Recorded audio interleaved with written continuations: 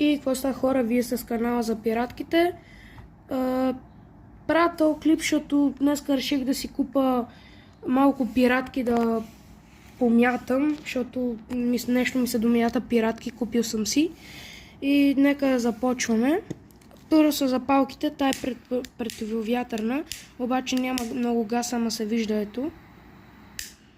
След това е тая, която много ме кефи и се зарежда.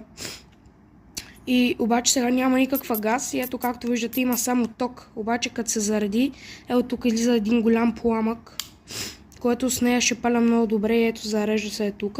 Ето тук се вкарва газ. След това съм си купила тази запалка, защото много ме кефи дизайна, не че е нещо голямо. Взел съм си, защото ме кефи дизайна, нали?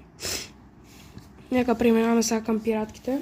Купил съм си една кутия единички на Enigma. 100 бройки са вътре, категория P1. На Enigma са да. Сега ще ви покажа как изглежда една. Е така изглежда една пиратка. Ще кача видео и как ги тествам. Е така изглежда една пиратка, нали, как ви показах. 3 евро кутийката, 100 бройки на пират. Нека преминаваме към другите.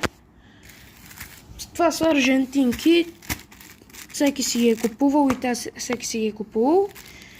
Взех си ги така за 2 евро, защото ми се домятаха такива нещо. И те са 10 бройки вътре, категория 2. Пак на Enigma. И да, това съм си купил сега, за сега. Защото нещо ми се домята пиратки. Отидете в акаунта ми и ще видите арсеналът ми за 2026 година. Какви пиратки съм гърмял, нали, какви пиратки съм имал. Отидете в това видео да ми видите клипчето, лайкнете го и лайкнете това и се абонирайте за канала. Това беше от мен. Вие бяхте с канала за пиратките. Чао! И какво става, хора, вие сте с канала за пиратките.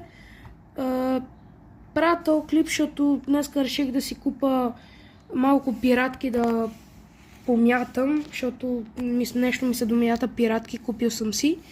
И нека да започваме.